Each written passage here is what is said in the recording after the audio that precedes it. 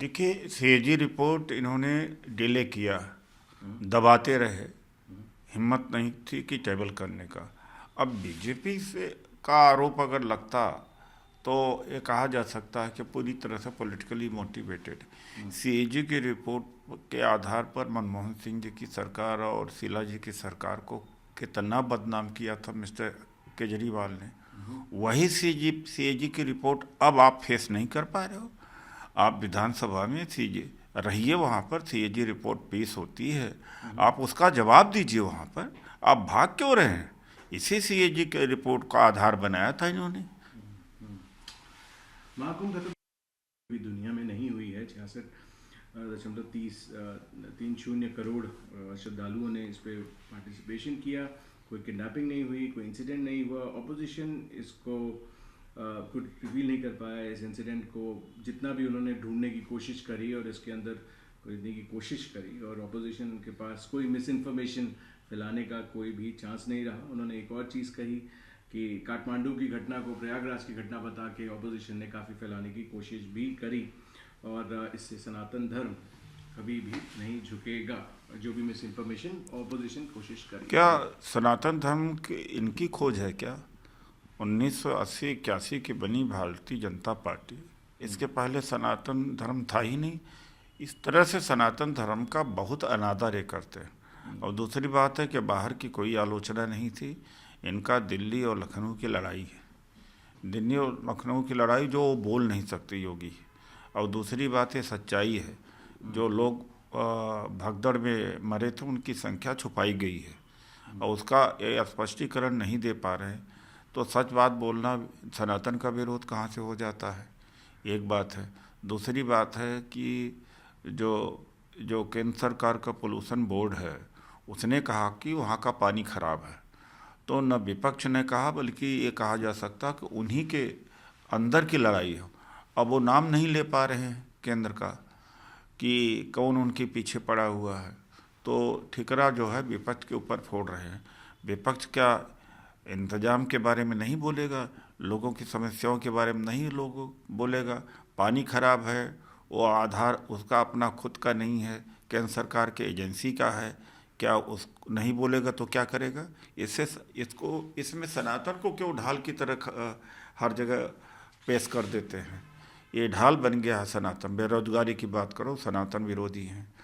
और महंगाई की बात करो, सनातन विरोधी हैं। नौकरी बात करो तो सनातन विरोधी हैं। सनातन को इन्होंने ढाल बना लिया।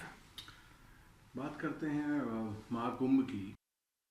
डुबकी लगाते हुए हमें महाकुंभ में नहीं दिखे एक नाथ शिंदे, जो महाराष्ट्र के डिप्टी सीएम हैं। उन्होंने कहा राहुल गांधी हो या उद्धव ठाकरे, अपने आप को हिंदूवादी नहीं कहना चाहिए। जिस तरीके से ये बात उठी, कैसे देखते हैं? क्योंकि क्या काफी एक नेताओं को बात है, हमने देखा है कि डुबकी लगाते अरे हुए। भाई उस तरह से तो नीतीश कुमार जी भी नहीं गए, तो उनको भी आप कह दीजिए हिंदू विरोधी हैं। ये कोई बात कहने की है? आस्था एक तरफ तो ये कहा जाता है कि भगवान कण कण में है, तो या तो भगवान एक जगह इन्होंने बांध रख किया है। तो ये भगवानों को आस्था का अपमान करते रहते हैं। अपनी अपनी आस्था, अपना अपना तरीका है पूजा करने का। तो ये तो किसी के धार्मिक आज़ादी पर हमला बोल रहे हैं। राहुल गांधी जी की अपनी धार्मिक आज़ादी है, उद्धव ठाकरे की अपनी धार्मिक आज़ादी है। वो किस तरह से पूजा करते हैं, किस तरह से पाठ करते हैं, ये उनका अधिकार है। आप इस स्तर तक कैसे जा सकते हैं भाई? फिर चंद्रबाबू नायडू भी डुबकी नहीं लगाने आए। बीजेपी के तमाम सारे नेता जो नहीं गए वो सब सनातन विरोधी हैं क्या?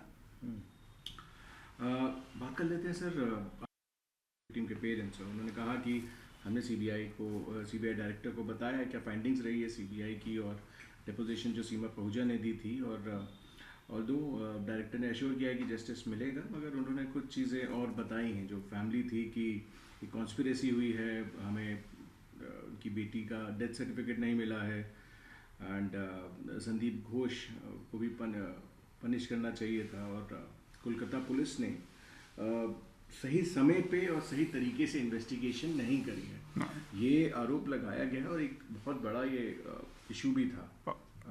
कैसे देखते हैं? अब तो बीजेपी जिम्मेदार है। बीजेपी ने जो वहाँ पर किया, अब उसके ऊपर लौट के आ रहा है।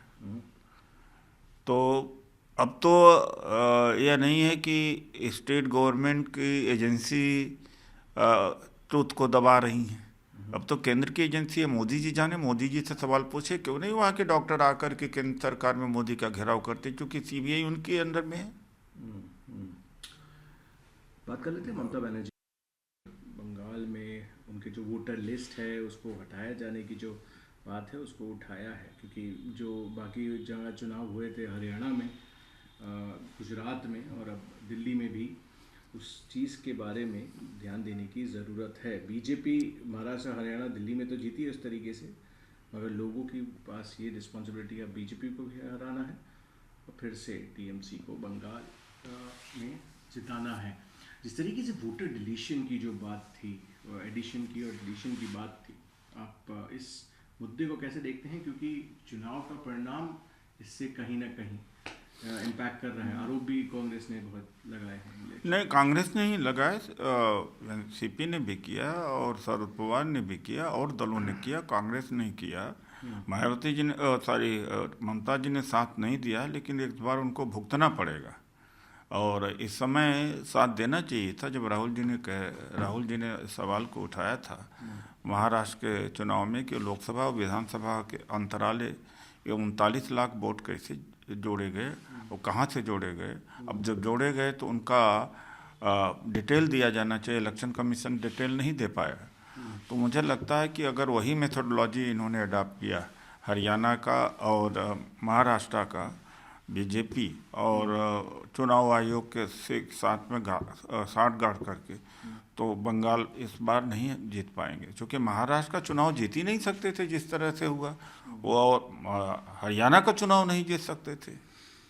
अगले प्रश्न पे आते हैं। जिस तरीके से अब जेडीयू का कोई भी कैंडिडेट अब नहीं जीतना चाहिए, क्योंकि नीतीश कुमार एक ट्रेंड बना दिया है कि 5 से 10 कैंडिडेट उनकी पार्टी के आते हैं, उसके बाद वो सरकार में कोलिशन में आते हैं। क्योंकि अब नीतीश कुमार फिजिकली तो थक चुके हैं, मेंटली रिटायर कर चुके हैं, मगर बीजेपी को अभी भी बैक कर रही है। मतलब बीजेपी पावर गवर्नमेंट में रहना चाहती है, क्योंकि अभी जो कुछ मंत्री पद की शपथ ली गई, इससे ये है कि आगे जाके लूट और बढ़ेगी जनता की। नहीं, चुनाव भी है। हालांकि मुझे जवाब नहीं देना चाहिए, पता नहीं मीडिया क्यों इतना हाइप करता है। प्रशांत किशोर की बात कर रहे हैं, कौन सा इनका ये बड़े नेता हो गए हैं, 1500 वोट आए हैं। ये मीडिया क्यों इनके बारे में इतना कहती है? ये जातिवादी। हम लोग तो पूरे देश का आंदोलन चलाते हैं, लाखों लोग इकट्ठा करते हैं बिना पैसे के। ये तो पैसा वैसा करके बड़ा यात्रा वात्रा किया, उसका बाद में अभी बाई इलेक्शन में क्या दुर्दशा हुई। एक बात। दूसरी बात है कि जो मुझे लगता है कि ये बी टीम है बीजेपी का, और जनता दल का बोरिया बिस्तर बीजेपी और प्रशांत किशोर मिल करके बांध देंगे इस बार।